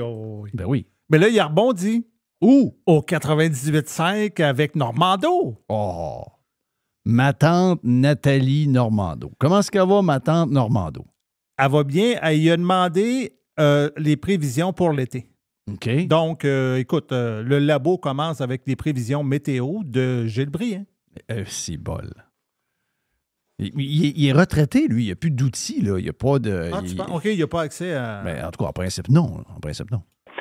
Le bémol cet été, c'est qu'on prévoit du temps violent, peut-être un peu plus. Quand je dis temps violent, c'est que les phénomènes météorologiques comme les super orages, les tornades, la grêle, là, présentement, on remarque aux États-Unis, on a une saison record. D'ailleurs, la zone là, d'instabilité de tornade qui a touché les États-Unis en fin de semaine a touché l'Ontario et le Québec. On a eu une tornade à Rigaud là, lundi. Mais oui. Et on se rappelle, heureusement, il n'y a pas eu de blessés, il n'y a pas eu trop de dommages, mais on se rappelle que 2 ans à Mascouche, il y a un homme qui a été tué par une tornade F2. F2, c'est-à-dire des vents d'au moins 180 km à l'heure. Il y a eu juste le temps de se réfugier dans un cabanon et le cabanon est parti au vent. Alors, c'est des phénomènes très dangereux, très aussi difficiles à prévoir. Puis cet été, on a des indices là, qui pourraient nous en donner plus de ces phénomènes-là. D'ailleurs, ça a commencé cette semaine. Oh! Plus de tornades. Embarque là-dedans, elle. Ben oui. Mais là, c'est la peur. La peur vend. Pas sûr que ça va tant que ça. Non, mais ça vend. Moi, je pense que le fun vend, la peur, non. Dans leur tête. Dans leur tête. Pas dans notre tête à nous. Ah oui, il y a quelqu'un qui m'écrit, Jeff, c'est dur d'avoir du fun parce que moi, je veux que les gens qui ont du pouvoir de changer les choses se concentrent à nous redonner le fun qu'on avait avant. Mais là, oublie ça, c'est plus faisable. C'est Météo Média qui dit, c'est Météo Média. Ils disent, au Québec, on a eu 22 tornades en 2021, 26 tornades en 2022, puis 5 tornades en 2023. OK. C'est pas une grosse année 2023 de tornades. Là. Si la tendance se maintient, il n'y aura pas beaucoup... Ben non, mais... OK, donc il y a des prédictions. C'est parce que Tiger, la maison est bourrée de monde. OK? Oui. Et c'est bourré de monde sur le terrain. Donc, Tiger, lui... Oui, il ne veut rien rater. Il ne veut rien rater. Absolument Tiger veut jamais rien rater. C'est la plus grande raie qu'il n'y a pas à Québec. Ouais. Donc, ils prédisent le nombre de tornades à l'avance? Non, mais Jerry avait des prévisions antérieures. Non, c'est les résultats. Ah, c'est les résultats? Oui. OK, je pensais que c'était des Non. On a eu 5 l'année passée. OK. Donc, c'est pas beaucoup. On avait 22 l'autre année avant. Ah, vois-tu? Mais là, il faut... Là, c'est capoté. Parce que là, il parle... C'est une chronique de gauchistes. Là, ils disent... Ouais, peut-être qu'il faudrait modifier le Code national du bâtiment pour les tornades. Et si, là, il s'embarque dans quelque chose. Ouais. On va bâtir nos maisons contre les tornades. Il n'y a pas de tornade ici, là. Mais non, il n'y a pas de tornade. Il y a zéro tornade ici, là. OK? Ça n'existe pas parce qu'il n'y a pas assez de montée d'air chaud. Il n'y a pas de... Mais les tornades, je veux juste vous rappeler là, que les tornades, en principe, ça va disparaître. Si on se fie à ce qu'ils nous disent... Si ça réchauffe, ça disparaît. Bien, si les masses d'air froid diminuent, ce qui peut se pourrait d'avoir au printemps en fonction des changements climatiques, donc ça, c'est une bonne nouvelle. Ça veut dire moins de tornades. Moins de chocs. Moins de chocs, voilà. Mais c'est juste drôle de voir Nathalie Normando embarquer là-dedans. Ma tante Nathalie a peur. Mais Paul, il peut pas... Pas Paul, mais Gilles, il ne peut pas se retenir. Il faut qu'il s'exprime. Ouais, mais c'est parce qu'on a le vidéo où il faisait des conférences dans le temps pour dire que tout ce qu'il est en train de faire aujourd'hui, c'était une gang de crinqués, il ne fallait pas les écouter. Là. C'est ça. Il l'a dit lui-même. Il l'a dit lui-même. C'est dur de faire un labo sans parler de mon Paul. Puis mon Paul, cette semaine, ben, écoute, tu sais que là, dans ce temps-ci, il y a comme un spin un peu. Je pense qu'il y a peut-être un spin dans les médias où que là, ils veulent un peu empêcher que le Parti libéral revienne. Ils n'aiment pas ça. On dirait que le Parti libéral risque de revenir au Québec parce qu'il rappelle... Quel Parti libéral? Le Parti libéral du Québec. OK. Fait qu'on dirait que... Mais c'est quoi le problème? Dans le sens que... Mais là, c'est parce que quand le Parti libéral commence à parler que là, les déficits à la CAQ puis tout ça, il faudrait se rappeler que les libéraux, il y avait quelque chose qu'ils ont fait dans le temps, là. Qui s'appelait l'austérité. Ah, c'est beau. Et là, mon Paul a embarqué. Il ne jouait pas là-dedans, lui, là. Oui, mon Paul a embarqué. Ah, come on. Écoute, mon Paul. Finalement, il est niaiseux, lui. Ouais. Non, il est niaiseux. Je pensais qu'il était juste overrated. C'est niaiseux. Il embarque là-dedans dans l'histoire de l'austérité. Ben écoute, c'est toi qui vas me le dire. OK. Et l'autre chose, si j'étais au Parti libéral, je serais assez prudent de rappeler la période d'austérité. Parce que là, on dit que Legault, c'est le pire premier ministre dans les finances publiques, puis c'est épouvantable, le déficit de 11 milliards. C'est vrai que c'est élevé. Juste rappeler que l'austérité libérale laisse encore des marques. Ça a permis de dégager des milliards avec lesquels la CAQ a pu jouer. Mais entre vous et moi, il y a eu en éducation des investissements qui ont été repoussés, puis on vit avec les séquelles de ça, puis dans le réseau de la santé aussi. Zéro vrai. Alors, si on veut retenir cette image-là, que voter libéral, ça veut dire voter pour l'austérité, pas certain que c'est ça qu'on aurait voulu envoyer comme message. Ça, c'est de la grosse crise de bullshit. Ce n'est jamais arrivé. Les milliards étaient là. C'est juste qu'au lieu d'une augmentation, mettons, de 6 % des dépenses pour l'année d'après, ils mettaient 5. Il n'y a pas de projet de santé. Il n'y a rien qui a été touché par rien. C'est juste que peut-être que le party de Noël était moins gros, là. OK? Peut-être qu'on n'a pas engagé un poste de faiseux quelque part à 85 000, mais that's it, là. Il n'y a pas rien.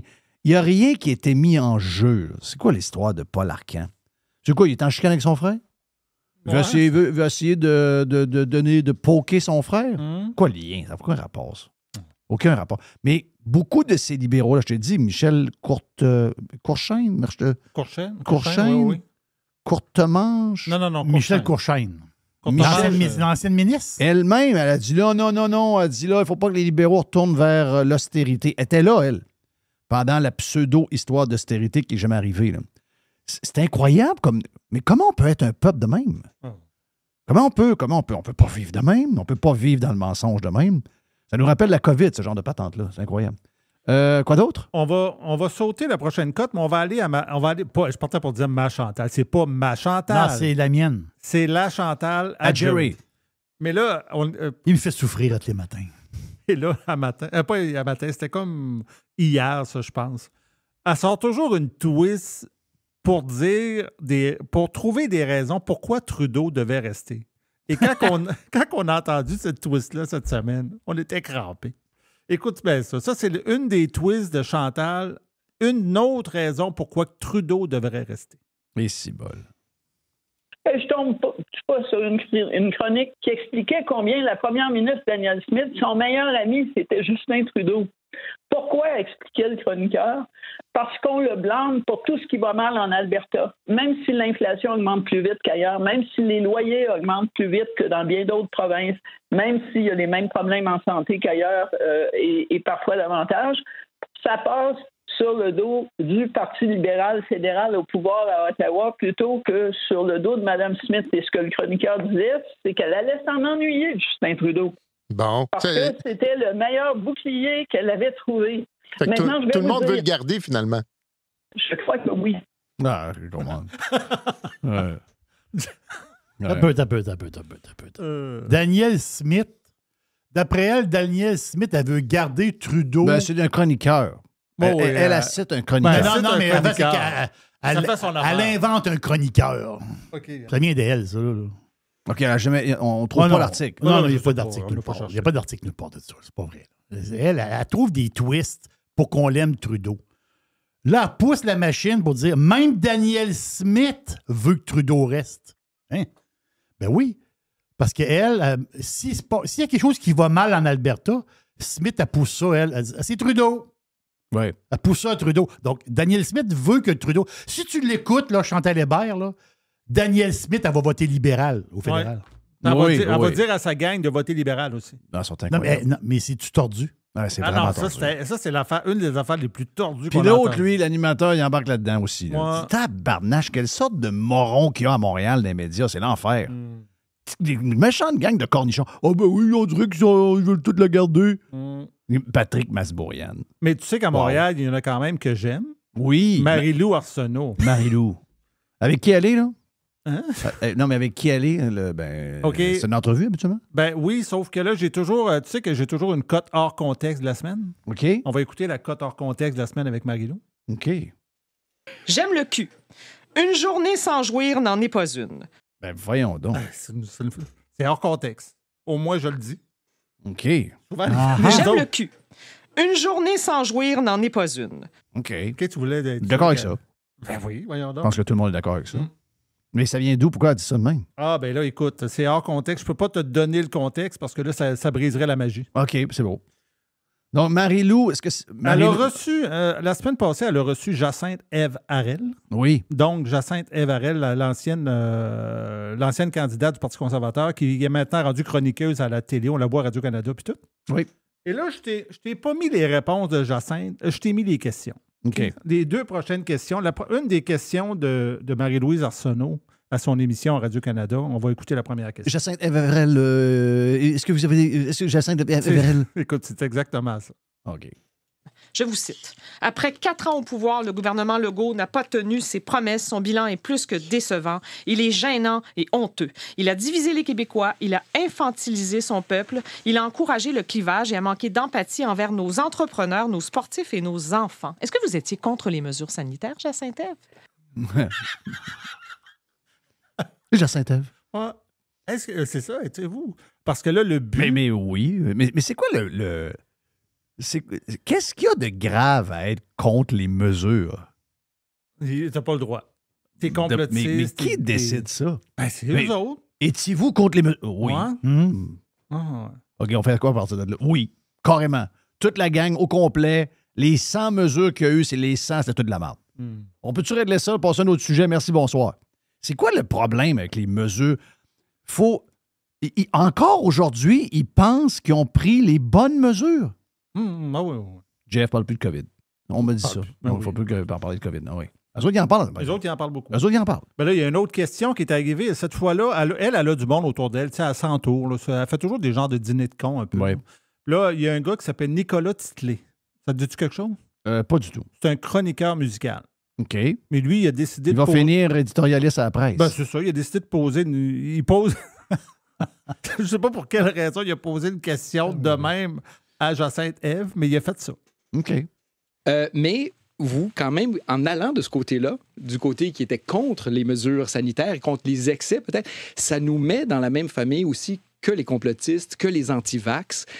Vous qui cherchez la nuance, comment on arrive à frayer avec ce monde-là? Parce qu'ils sont omniprésents autour d'Éric Duhaime, autour, en fait, de tous les partis bien qu'il s'en de défende, droite. bien sûr, M. Duhaime. On l'a accueilli sur notre plateau l'automne dernier. On lui a présenté des études de l'UQAM. Et puis, il a réfuté quand même certains résultats de ces études. Des études de l'UQAM. Mais il a réfuté certains résultats. Il a réfuté. C'était les études de l'UQAM Callis. Tu sais, come on.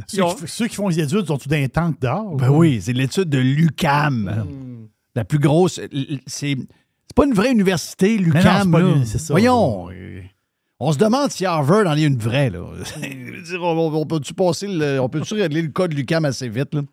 Mais des études de l'UQAM. Mais as-tu vu comment Elle est toute contente de dire ça. As-tu vu comment ils réussissent à là, les complotistes. Mais c'est quoi le lien?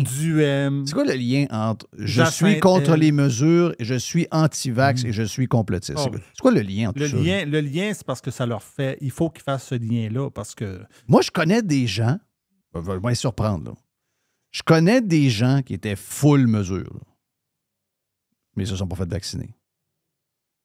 Ah, OK. Donc, eux autres, ils ont toutes fait les affaires. Tu les appelais pour aller faire un tour chez eux. Pas question, on peut pas. OK. Il y avait quasiment le masque dans le char. Ça suivait les flèches à l'épicerie. Ça lavait le canne de bin. Ça a tout fait, là. Mais rendu au vaccin, ça a été non. Non. Pourquoi? Ben, j'ai peur de la COVID, mais j'ai encore plus peur du vaccin. OK? Pas complotiste, pas anti-mesure. Ça n'a aucun rapport. Ça n'a aucun rapport. Il n'y a pas de lien. Tu peux être un complotiste qui a pris le vax. En tout cas, moi, je pense. Là, ça peut arriver. Là. C'est quoi le lien? Il n'y a pas de lien entre ça. Donc, eux autres, dans leur tête, c'est clair. C'est si vous étiez contre les mesures de Legault, que tu as toutes des calices de farce, là. C'est une joke. Là. Le temps de le montrer, c'est une joke. Ça n'a rien changé. On l'a tout pogné, je vois le vert. Tout le monde était vacciné au Québec, tout le monde l'a pogné en décembre 2021 et en janvier 2022. Tout le monde l'a pogné au complet. 3 500 000 Québécois ont pogné à COVID en 2 semaines et demie. OK? Ça n'a rien donné, vos affaires. Absolument rien donné. On n'a pas besoin de faire on n'a pas besoin de faire, je dirais, le procès de ça ou de faire une commission d'enquête. On le sait que ça n'a rien donné. Mais c'est quoi le lien entre vous étiez contre les mesures, vous êtes donc un anti-vax et un complotiste? Sérieusement, là. Des astis de malades, ça. Des malades dans la tête. On ne peut pas bâtir une société avec du monde de même. Ça veut dire que tout le monde doit penser pareil, personne ne doit challenger rien, tout ce qui nous est amené, même si c'est de la bullshit, personne ne soulève. C'est vous qui avez fait la marde en ne questionnant pas les gouvernements et ce qu'ils nous ont imposé comme mesure. C'est vous les dangereux, pas les complotistes et les anti-vax. Une petite dernière pour la route? Tu sais que toi, tu aimerais beaucoup ça être humoriste parce que si tu étais humoriste et de gauche, tu pourrais dire à peu près ce que tu veux. Oui. Bon. Oui, vrai.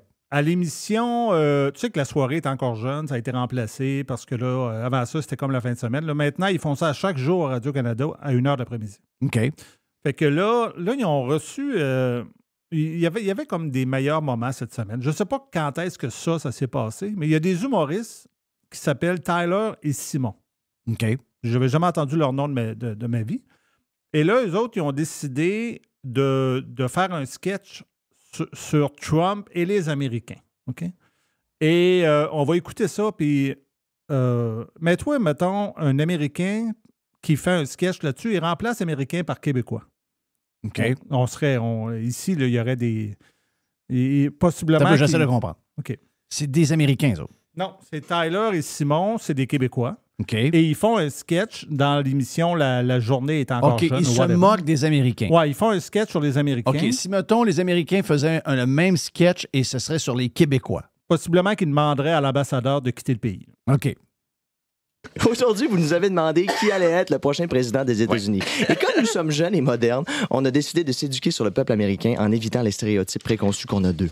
Voici donc ce qu'on a découvert. Les Américains sont un peuple de rednecks sans éducation. Leur fête nationale est le Super Bowl et le sport national est le Boxing Day. Les Américains sont très religieux. Leur tradition est de se marier entre cousins et cousines. Leur livre préféré serait la Bible s'ils pouvaient lire. Tous les Américains sont obligés d'avoir des guns pour se protéger des school shooters. Ils adorent le pétrole, mais ça tombe mal, il y en a tout le temps juste dans les autres pays. Leur mets préféré est le fast-food et la bière et leur passe-temps favori est la liberté et la guerre. Les Américains sont en excellente santé. La preuve, ils veulent pas d'assurance maladie. La coutume veut que quand un homme américain atteint l'âge de 100 ans, il devient automatiquement sénateur à la Chambre des Congrès. Les États-Unis est un pays bâti sur un principe d'égalité. Toutes les cultures sont traitées également d'immigrants illégaux. C'est le meilleur pays au monde et c'est pas nous qui le disent, c'est eux. Wow. Au moins, ça avait été drôle. C'est probablement ce qu'il y a le plus manqué. Là. Donc, ça avait été drôle, parce qu'on peut rire de soi, on peut rire des autres, on peut rire de n'importe quoi. Là. Mais c'est juste pas drôle, leur affaire. C'est bourré d'affaires un peu caves. Ouais. Le pétrole, ils n'ont pas mal. Là. Stéréotype. Ouais, ils sont beaucoup dans le pétrole, sont pas trop loin de l'autonomie là, sur le pétrole. Donc, une dernière affaire pour finir, Caillouche est mort. Oui. Tu savais-tu c'était qui Caillouche un peu? Qui? Caillouche. J'ai aucune idée. C'est un chanteur country du Nouveau-Brunswick. OK. Puis il y a quand même des tunes à quelques millions d'écoutes sur Spotify. Là. Puis je voulais qu'on se laisse pour écouter un bout de tune de Caillouche parce qu'il est mort à 60. Ma fille a adoré. Moncton. Elle va trouver ça plate un peu. Regarde. Des fois, on peut être une place bien aimée, ça pas. Voilà, mais c'est ça dépend. Elle a trouvé ça plate un peu. Mais regarde, je ne le connaissais pas. Comment ça s'appelle? Caillouche? Caillouche, décédé à 75 ans. Très bon. Très bon. Drôle, au moins. Non, il était très... Plus drôle que la gang de Radcan avant. C'est vrai. Et voilà. Hey, au moins. Voilà. Ben voilà pour aujourd'hui. C'est fait pour la version live. Et la gang du Prime, vous en avez plus sur radiopirate.com. Allez vous inscrire si vous en voulez plus de podcasts de la gang. Beaucoup de stock aujourd'hui. Demain, c'est la dernière de la semaine avec notre ami Jerry pour la boîte à pids.